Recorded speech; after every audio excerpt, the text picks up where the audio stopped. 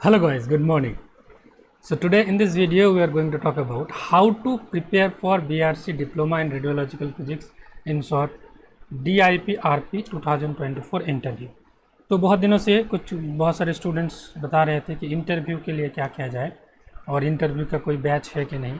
तो वो सब आने से पहले हम लोग सबसे पहले देख लेते हैं कि इस पर्टिकुलर इंटरव्यू के लिए आपको कैसे तैयारी करना है।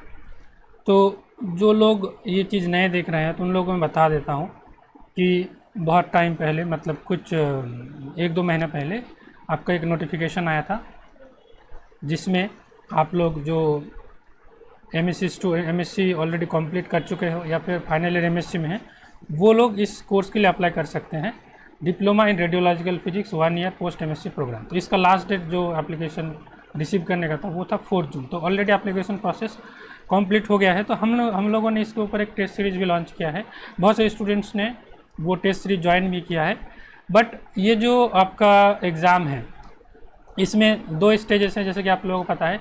एक तो आपका स्क्रीनिंग टेस्ट होगा जिसके लिए आप लोग टेस्ट सीरीज ज्वाइन किए हो, और इसके 1-2 दिन बाद ही आपका इंटरव्यू होगा। ठीक है, इसके नेक्स्ट जिस दिन आपका स्क्रीनिंग टेस्ट होगा उसी दिन आपको रिजल्ट मिल जाएगा इवनिंग पे ही, और उसके बाद इंटरव्यू होगा नेक्स्ट के आई थिंक 3 दिन, मतलब 1, 2, 3 जुलाई। तो आपको इंटरव्यू और स्क्रीनिंग टेस्ट इन दोनों का प्रिपरेशन साइमल्टेनियसली करना होगा।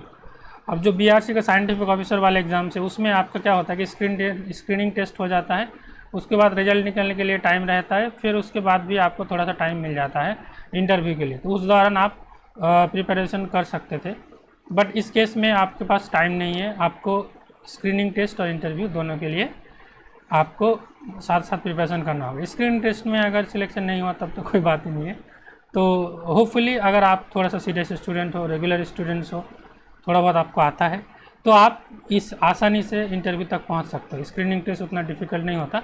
इसमें जो क्वेश्चंस रहते हैं वो क्वेश्चन का लेवल देखो, गेट का लेवल तो एक लेवल होता है, बीआरसी का जो साइंटिफिक ऑफिसर वाला एग्ज़ाम है उसका लेवल गेट के लेवल से भी थोड़ा कम होता है, और उसमें स्पीड और एक्यूरेसी मतलब ज़्यादा मायने रखता है।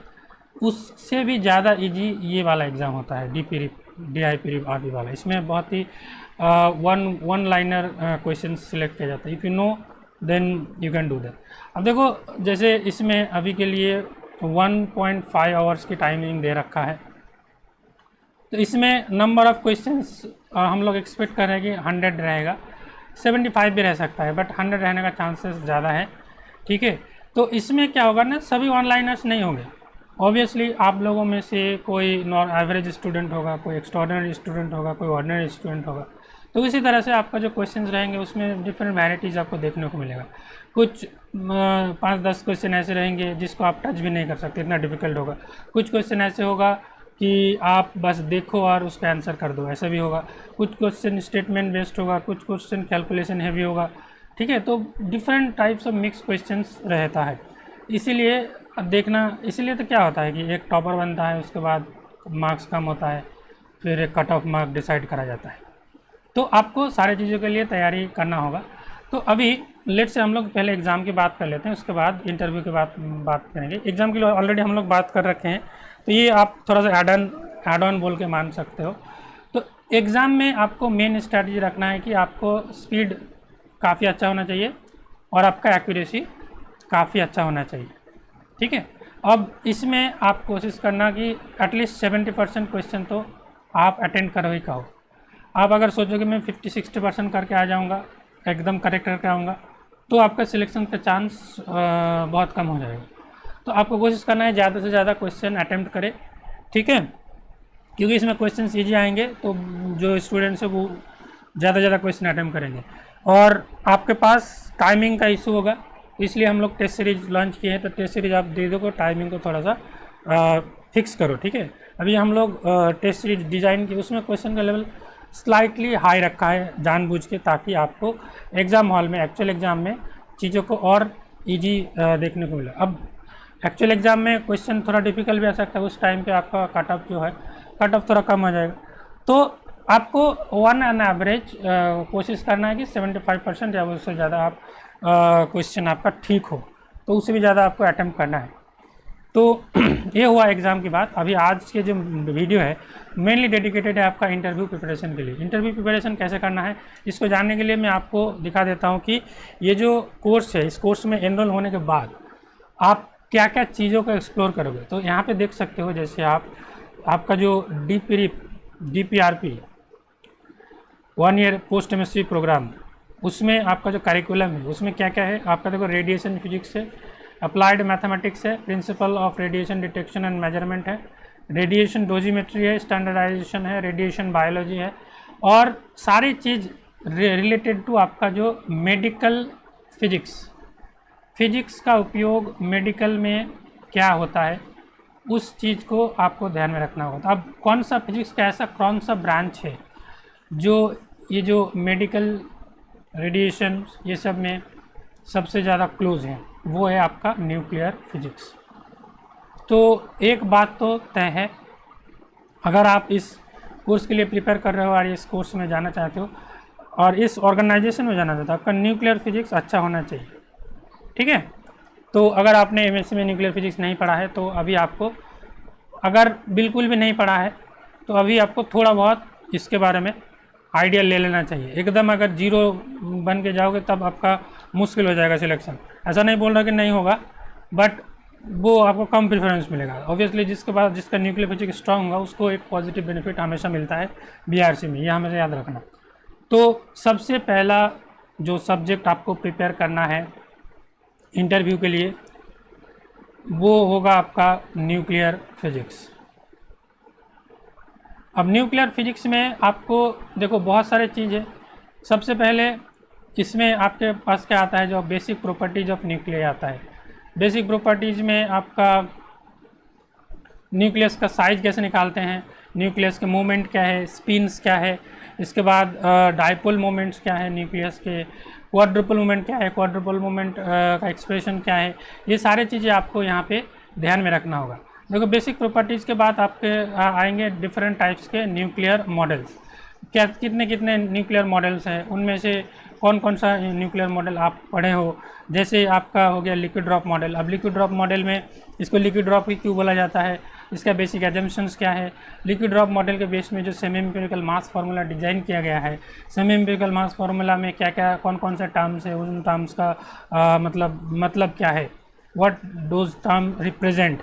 उसके बाद जो आपका टर्म है उसका ग्राफिकल रिप्रेजेंटेशन कैसा होगा।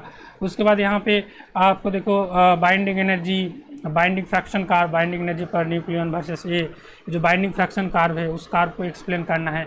उस कार्व का जो सैलिएंट कैरेक्टरिस्टिक्स हैं, ठीक है ना, वो सारी चीज़ें आपको पता होना चाहिए। और बाइंडिंग फ्रैक्शन कार्व से आप फ्यूशन को कैसे एक्सप्लेन करते हो। अब देखो जब आपका लिक्विड ड्रॉप मॉडल हो गया, उसके बाद सेल मॉडल की ज़रूरत क्यों पड़ा, सेल मॉडल में आप एग्जैक्टली क्या करते हो, मैजिक नंबर्स क्या है।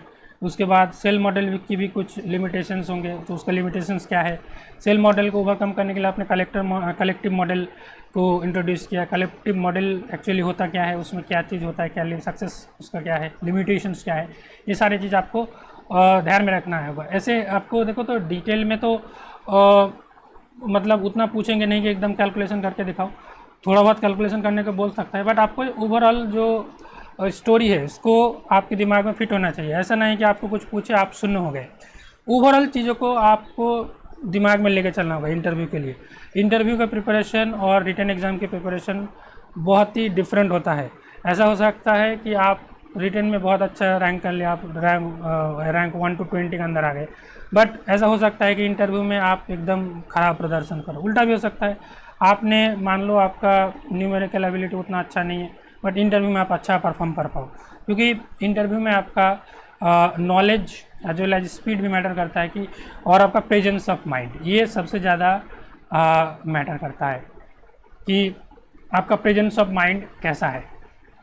तो इसीलिए जब भी आप कोई भी इंटरव्यू के लिए अपेयर हो, उससे पहले 1, 2 या फिर 3 मॉक टेस्ट ज़रूर दें, मॉक इंटरव्यू ज़रूर दें। इससे आपको पता चल जाएगा कि इंटरव्यू देते टाइम आपके सामने क्या क्या हर्डल्स, क्या क्या प्रॉब्लम्स, क्या क्या डिफ़िकल्टीज आ रहा है, तो उसको आप उसके ऊपर काम कर सकते हो, ठीक है ना। इसमें नॉलेज अगर आपके पास फुल है, उसके बाद भी आप हो सकता है कि इंटरव्यू में ख़राब प्रदर्शन करो, क्योंकि इंटरव्यू एक ऐसा चीज़ है, आपको उतना ज़्यादा टाइम नहीं मिलेगा। आप टेस्ट की एग्जांपल ले लो, एक क्वेश्चन आपसे नहीं हो रहा है, आपने उसको 5 मिनट तक ट्राई किया, फिर भी नहीं हो रहा, आप छोड़ के फिर सेकंड राउंड में आके उसको फिर आप चेक कर सकते हो। तो उसमें आपको एक मौका मिलता है एक क्वेश्चन को बहुत बार देखने का। बट इंटरव्यू में ऐसा नहीं होगा। इंटरव्यू में आपको डायरेक्ट क्वेश्चन पूछा जाएगा, आपको अगर आता है, आपको अगर सोचने का टाइम चाहिए तो कितना टाइम मिलेगा, 1 से 2 मिनट मिलेगा।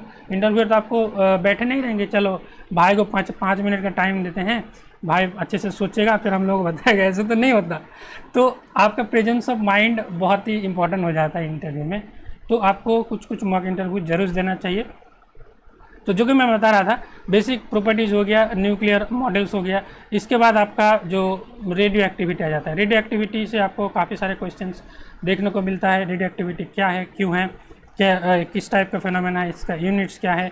इसमें देखो जो इक्विलिब्रियम है, ट्रांजिएंट इक्विलिब्रियम है, स्टेबल इक्विलिब्रियम, जो चीज़ है इसमें आप देख लेना। उसके बाद जो डिकेज है, डीके में alpha decay, beta decay, gamma decay, ये क्या होता है, कितने प्रकार के होते हैं, इसका इक्वेशंस क्या है कि अल्फ़ा डीके हो तो आपका पेरेंट और डॉटर न्यूक्लियर क्या क्या निकल सकता है, कितने टाइप के बीटा डीके हो सकता है, फर्मीज थ्योरी ऑफ बीटा डीके क्या है, गामा रे एक न्यूक्लियस क्यों छोड़ता है, कब छोड़ता है। इसके बाद आपका देखो जो टॉपिक आता है वो फिशन एंड फ्यूशन वाला आता है। फिशन एंड फ्यूज़न वाला, इसका बेसिक डिफरेंस क्या है, फिशन में क्या क्या स्टेप्स इन्वॉल्व होता है। एक प्रोसीजर है कि एक न्यूक्लियर, बड़ा न्यूक्लियर है, वो धीरे धीरे ऐसे छोटा होके जो 2 स्मॉलर न्यूक्लियर में ये बढ़ जाता है। तो उसका पूरा प्रोसेस आपको ओवरऑल आपको एक ब्रीफ आइडिया होना चाहिए, ठीक है। एक बार ऐसा नहीं कि एकदम बुक की लैंग्वेज आपको बोलना है, आपको इंटरव्यू में बस एक स्टोरी की तरह प्रेजेंट कर देना है, ताकि आपको पता चले कि इस बंदे को आता है, ही नोज़ दिस थिंग्स। इसके बाद फिशन और फ्यूशन के बाद एक और चीज़ मैं बता देता हूँ यहाँ पे, डिटेक्टर्स। अभी बहुत सारे डिटेक्टर्स होता है यहाँ पे, प्रोपोर्शनल काउंटर्स है, काउंटर्स और डिटेक्टर्स। एक्सीलरेटर्स भी आप कर सकते हो, एक्सीलरेटर्स जैसे लिनक हो गया, साइक्लोट्रॉन, बीटाट्रॉन। तो इसके जो बेसिक मैकेनिज़्म है, बेसिक स्ट्रक्चर है, ये सब चीज़ आप देख लेना। तो हम लोग इसके लिए आगे और भी बात करेंगे। तो ये सब चीज़ें आपको न्यूक्लियर फिजिक्स में देखना है। अब चले आते हैं न्यूक्लियर फिजिक्स के बाद ही नेक्स्ट जो इम्पोर्टेंट आपका सब्जेक्ट होगा वो है atomic and molecular physics. Atomic and molecular physics से देखो इंटरव्यू में आपका देखो कॉन्वर्सेशन शुरू होगा एक चीज़ से, अब उसी चीज़ से आपको डीप में ले जाया जाएगा। अगर आपका इंटरव्यू से बेसिक प्रॉपर्टीज से शुरू हो रहा है तो ऐसा हो सकता है कि आपका इंटरव्यू बेसिक प्रॉपर्टीज़ में ही लिमिटेड रहे, उसके बाद आप कोई दूसरे सब्जेक्ट में चला जाए, या फिर आपको शुरू में ही आपको फिशन फ्यूशन के बारे में पूछ लिया जाए, उसके बाद इसके डीप में चले जाया जाए, फिर उसके बाद कोई दूसरे सब्जेक्ट पे वो लोग स्विच हो जाए। तो आपको सारे टॉपिक्स आपके एंड से तो करना होगा, है ना। अब ऐसा है कि अगर आपको किसी सब्जेक्ट के बारे में या किसी टॉपिक के बारे में नहीं पता, तो शुरू के 1-2 क्वेश्चन में आप उनको हिंट दे सकते हो कि सर कि मैंने ये टॉपिक उतना डिटेल में नहीं पढ़ा है, तब वो लोग दूसरे किसी टॉपिक पे स्विच कर देंगे। ऐसा नहीं है कि दे एक्सपेक्ट कि आपको सारे चीज़ आता है, सारे चीज़ पढ़ के आए हो, ऐसा नहीं है। आप जिस टॉपिक में कंफर्टेबल हो गए उसी टॉपिक से आपको डीप में ले जाया जाएगा, ठीक है ना। तो ये चीज़ आपको ध्यान में रखना है। This is very different from our screening test और रिटन एग्ज़ाम। यहाँ पे बेसिकली आपका कॉन्वर्सेशन देखा जाएगा, आपका एक पर्टिकुलर टॉपिक में कितना डीप नॉलेज है उसको जज किया जाएगा। एटॉमिक मॉलिक्यूलर फिजिक्स में आपका जो एटॉमिक मॉडल्स हैं, आपका बोर्स मॉडल है, उसके बाद रदरफोर्ड स्कैटरिंग जो आप निकालते हो, इसका बोर मॉडल के पहले जो आपका एटम्स के लिए जो मॉडल्स आए थे, प्लम पुडिंग मॉडल, उसके बाद और जो मॉडल्स है उसके बारे में आपको थोड़ा ध्यान में रखना पड़ेगा। मेनली आपको क्या जानना है कि वो मॉडल क्या है, उसने क्या क्या चीज़ एक्सप्लेन हुआ, मतलब उसका सक्सेस और उसका फेलियर क्या है। जब एक मॉडल में फेलियर आता है, उस फेलियर को ओवरकम करने के लिए एक नया मॉडल आता है ना, तो जो आपका बोर मॉडल है वो लगभग बहुत ही सक्सेसफुल मॉडल रहा। बोर मॉडल में भी कुछ डिस्क्रिपेंसीज थे, तो उसके लिए सोमरफेल्ड मॉडल आया है ना। तो ये आपको ओवरऑल जो स्टोरी है इसको क्लियर रखना होगा। अब बोर्स मॉडल से रिलेटेड बहुत सारा क्वेश्चन सेट किया जा सकता है। बोर्स मॉडल के साथ जो बोर्स मॉडल में क्वांटाइजेशन की बात की गई है वो आप डी ब्रॉगली से कैसे रिलेट कर सकते हो, इस टाइप का क्वेश्चन हो सकता है। अब एटॉमिक में अगर बात करें, आपके पास हाइड्रोजन फाइन स्ट्रक्चर आ जाएगा, इसमें से क्वेश्चन पूछ सकते हैं, जनरली इंटरव्यू में पूछते हैं। फिर आपका LSJJ कपलिंग क्या होता है, हाइपर फाइन स्ट्रक्चर क्या होता है, हाइपर फाइन। फिर आपका जो जीमैन इफेक्ट है, 3 टाइप के जीमैन इफेक्ट, इसमें क्या डिफरेंस है। आपका इंटरव्यू में भी जीमैन इफेक्ट के ऊपर ही पूरा इंटरव्यू चल सकता है। आपको मान लो सबसे पहले जीमैन इफेक्ट से शुरू करें, वहाँ से आपको पार्ट रिविजन पे ले जाया जाए, तो एक सब्जेक्ट से डिफरेंट सब्जेक्ट में आपको ले जाया जा सकता है। उसके बाद जीमैन इफेक्ट, स्टार्क इफेक्ट, ये सब चीज़ें। अब यहाँ पे आपको एक्सरेज जो है, एक्सरेज के बारे में थोड़ा सा डिटेल में जानना चाहिए, क्योंकि मेडिकल फिजिक्स में एक्सरेज का बहुत उपयोग होता है।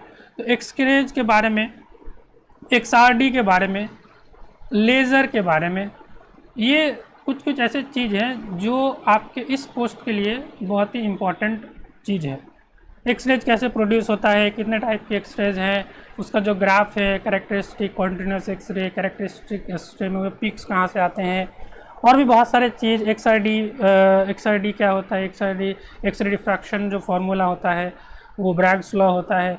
एक्सरे पिक्स, आपका जो पिक की हाइट है वो क्या रिप्रेजेंट करता है, विड्थ है क्या रिप्रेजेंट करता है, इसमें अगर आपको थोड़ा सा पिक मिलता है वो क्या रिप्रेजेंट करता है, किस किस चीज़ के अंदर ये ग्राफ प्लॉट किया जाता है, ये सारे चीज़ के बारे में आपको आइडिया होना चाहिए। लेज़र्स में आपका पॉपुलेशन इन्वर्शन क्या होता है, आइंस्टाइन ए वी कोफिशिएंट क्या होता है, कितने टाइप के लेज़र होते हैं, solid state laser, gaseous laser, helium neon laser, ये सारे चीज़ के बारे में आपको थोड़ा बहुत आइडिया रहना चाहिए।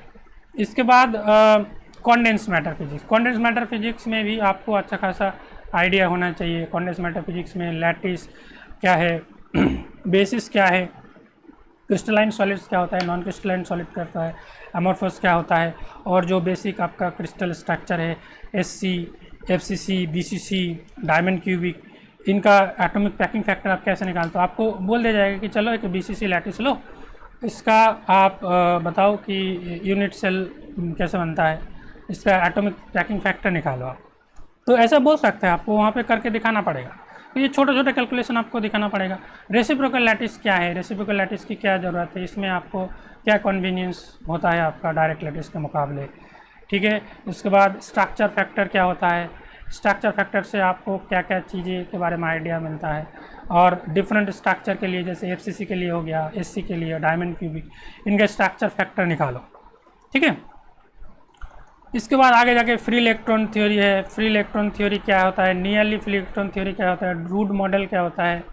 उसके बाद अगर मैं बात करूँ band theory of solids, band theory of solids, block theorem क्या होता है, हाँ ब्लॉक थ्योरम क्या होता है, क्रॉनिक पेनी मॉडल, ये सब के बारे में देखो। जो रिगोरस मैथमेटिकल कैलकुलेशंस उसको भले ही ना करो, आपको जानना है कि ये सब चीज़ क्या होता है। आपको स्टोरी पूरा पता होना चाहिए कि आपने फ्री इलेक्ट्रॉन मॉडल लिया, उसमें क्या क्या चीज़ आपको, क्या क्या एनोमली देखने को मिला, क्या क्या इसका शॉर्टकमिंग्स है, उसको ओवरकम करने के लिए नेक्स्ट आपने कौन सा मॉडल यूज किया, ठीक है। तो ये सब चीज़ आपको देखना पड़ेगा। उसके बाद स्पेसिफिक हिट में जैसे आपका आइंस्टाइन मॉडल है, आइंस्टाइन मॉडल में क्या बेसिक अजम्पशंस थे, तो आइंस्टाइन थ्योरी के क्या फेलियर्स थे, डीवाई ने उसको कैसे ओवरकम किया, है ना।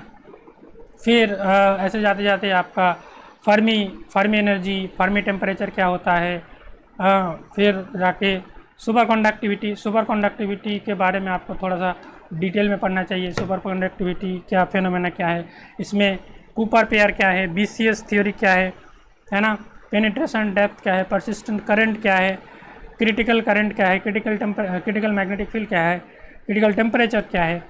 तो ये सारे चीज़ों के बारे में आपको आइडिया रहना चाहिए। तो आप लोग अगर नेट के लिए प्रिपेयर कर रहे हो तो ये सब चीज़ें तो ऑलरेडी पढ़ ही रहे हो, तो उसके साथ साथ आप ध्यान में रखो कि इसके ऊपर अगर मुझे क्वेश्चन पूछेगा तो उसको मैं अपने वर्ड्स में कैसे एक्सप्लेन करूँगा। आपको मैथमेटिकली फार्मूला पता है, जीमान इफेक्ट का फार्मूला पता है, अगर आपको बोला जाए कि व्हाट इज जीमान इफेक्ट, तब आप क्या बोलोगे? जीमान इफेक्ट में जो मैग्नेटिक फील्ड लगता है उसका ऑर्डर क्या है? तो जो आप ऑलरेडी एक पाथ में प्रिपरेशन कर रहे हो उसके साथ साथ थोड़ा बहुत एसोसिएटेड चीज़ जो बेसिकली आपका क्वांटिटेटिव वाला फैक्टर है, उसको आप थोड़ा सा अगर ध्यान में रखते हो तो इंटरव्यू में बहुत हेल्प करता है। तो एटॉमिक हो गया, कॉन्डेंस हो गया, इसके बाद आपको क्वांटम मैकेनिक्स में भी आप बहुत सारा चीज़ देख सकते हैं। यहाँ पे जनरली जो पूछा जाता है कि particle in a box problem से पूछा जाता है। फिर particle in a box problem को अगर n का वैल्यू बहुत ज़्यादा बढ़ा दिए तो जो क्वांटम और क्लासिकल इन दोनों के बीच जो स्विचिंग देखी जाती है कि किस लिमिट पे जो क्वांटम मैकेनिकल बिहेवियर है वो क्लासिकल की तरफ जाता है, तो ये बहुत बार पूछा जाता है इंटरव्यू में।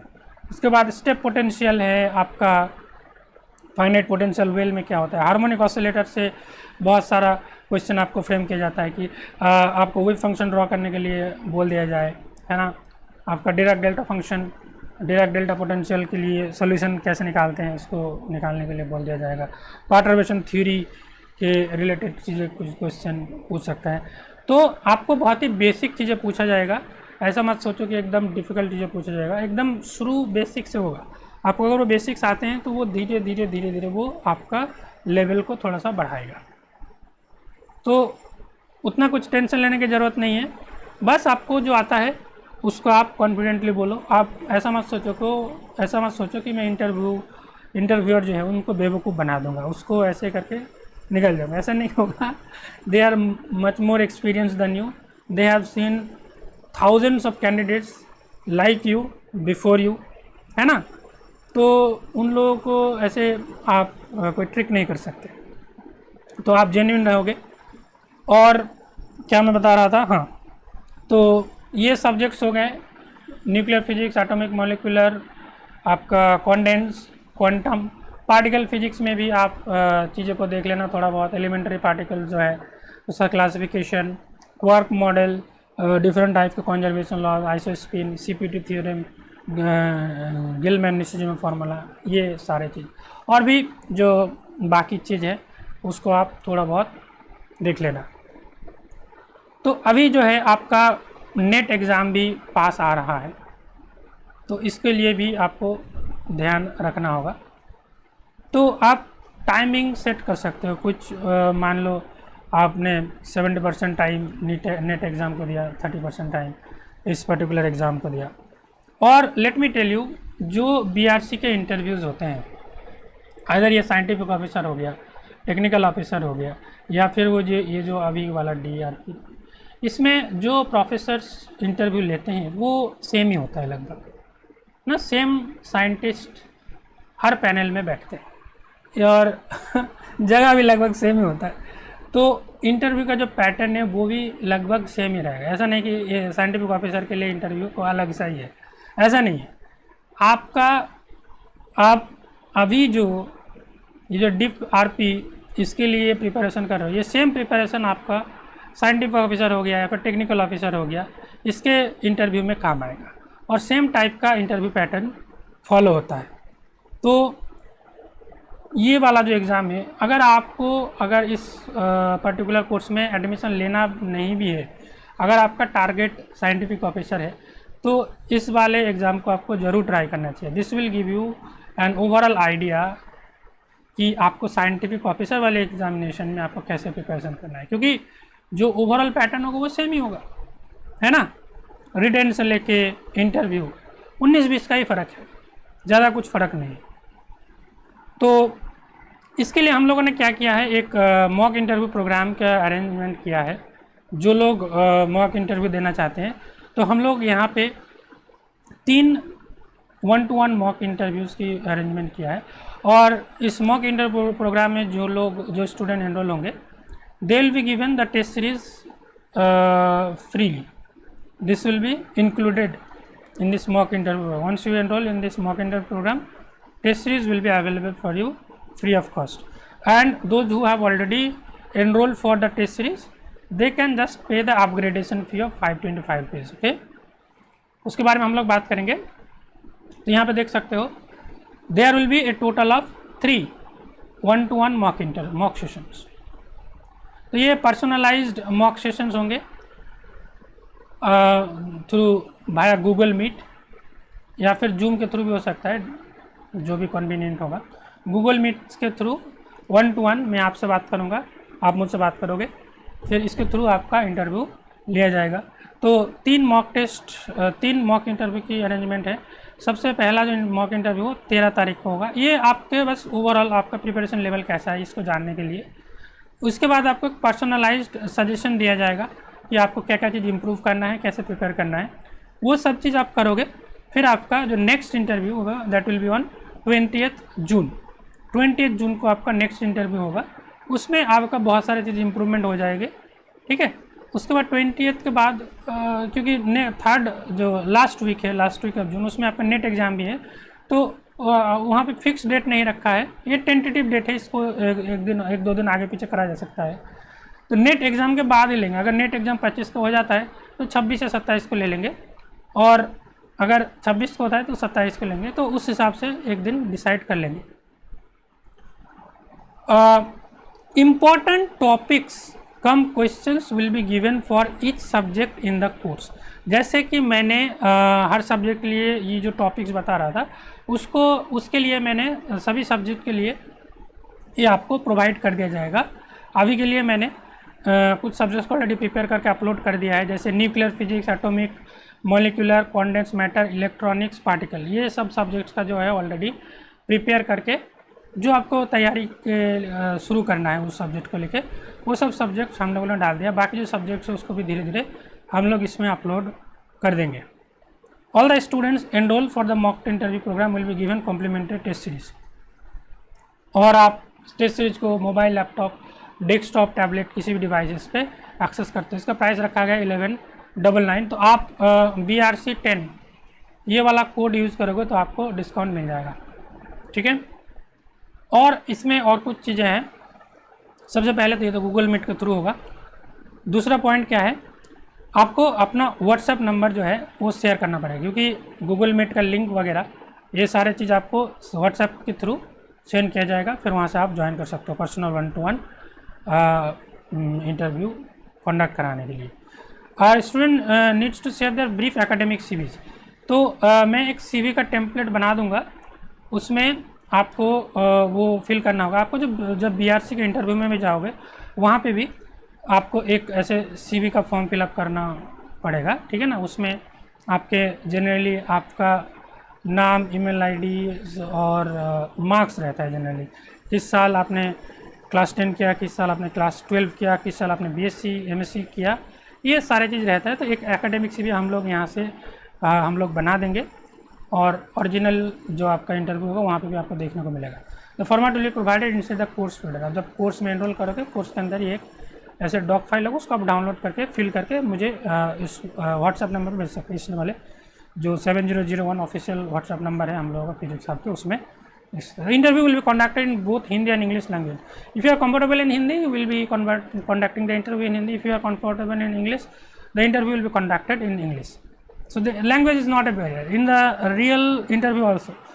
आप वहाँ पे you can give your interview in Hindi language, you can give your interview in English language. They may start with English because they do not know which language you speak. So once they know that you are comfortable in Hindi, they will continue in Hindi. Once they know that you are comfortable in English, they will conduct the whole interview in English. And एक और जो note, those who already enroll in DIP RP test series, बहुत सारे लोग test series में already enrol हो चुके हैं, और जो लोग इस इंटरव्यू प्रोग्राम को ज्वाइन करना चाहते हैं, those student can pay an additional upgradation fee of ₹525. You can contact me on this number, I will tell you the procedure, ठीक है। एंड इस टाइप का आपको PDF मिल जाएगा हर एक टॉपिक के लिए। जैसे यहाँ पे न्यूक्लियर फिजिक्स के लगभग 50 के ऊपर टॉपिक्स कम क्वेश्चंस, देखो टॉपिक्स कम क्वेश्चंस, तो ऐसे ऐसे क्वेश्चंस हम लोग आपको बना के दे देंगे। और ये possible I will share 1 standard PDF in the free course जो आपका फ्री कंटेंट बोल के एक कोर्स है, उसमें आप एनरोल हो जाओगे तो एक मैंने एक PDF में भेज दूंगा वहाँ पे मैंने, ठीक है। तो बहुत ही इंपॉर्टेंट होने वाला है। तो सारे क्वेश्चन मैं टॉपिक कम क्वेश्चंस आपको दे दूंगा, और जो कुछ कुछ क्वेश्चंस है जिसको कुछ कुछ क्वेश्चन का आंसर मैं मॉडल आंसर आपको ऐसे दे दूंगा। जैसे अगर आपको पूछा जाए कि what is the basic structure of scintillation detector, तो आपको कैसे आंसर करना है, तो यहाँ पे एक थोड़ा सा हल्के से मैंने आपको लिख दे दिया है और उसका कुछ फ़ोटो ऐड कर दिया है, तो आपको आंसर करने में आसानी होगा इस टाइप का। तो आप फिजिकल एप्लीकेशन को इंस्टॉल कर सकते हो प्ले स्टोर से, और आप वेबसाइट से भी इस कोर्स को परचेज कर सकते हो, ठीक है। और if you have any doubt, question और query, you can let me know in the comment section, और you can also contact me on this number 7001439942, and to get all the latest update you can join our Telegram channel. This ID is Physics Hub 111. You can search with ID, or link is given in the description. So this is all for this video guys. You can enroll in this mock interview program if you are interested. अब देखो ये 1-to-1 interview है, तो मैं ज़्यादा students का तो interview नहीं ले सकता, तो एक लिमिटेड एडमिशन के बाद मे बी इसको उस एडमिशन को बंद किया जाए। तो आप लोग जल्दी से जल्दी एडमिशन ले लो if you are really interested, क्योंकि अगर ज़्यादा स्टूडेंट हो गया तो तब 1-to-1 इंटरव्यू करना थोड़ा सा दिक्कत हो जाएगा। तो इसके लिए एक लिमिटेड ही हम लोग सीट रख रहे हैं। जैसे टेस्ट सीरीज़ में तो कोई लिमिट नहीं है, कोई भी आके ज्वाइन कर सकते हो, मुझे उसमें टाइम नहीं देना पड़ा। वैसे में 1-to-1 है, पर्सनलाइज गाइडेंस की बात है, तो इसमें जो सीट्स हैं वो लिमिटेड रहेंगे, ठीक है। So hurry up and enroll for this, and the first mock interview will be conducted on 13th, जहाँ पे आपको छोटा सा मॉक इंटरव्यू लिया जाएगा। उसके बाद आपको पर्सनलाइज गाइडेंस दिया जाएगा, आपको क्या क्या करना है, क्या क्या चीज़ें कैसे करना है, ठीक है। तो चलो, this is all for this video guys, thank you very much. If you are new to this channel, please subscribe the channel and don't forget to press the bell icon. Finally, thanks for watching.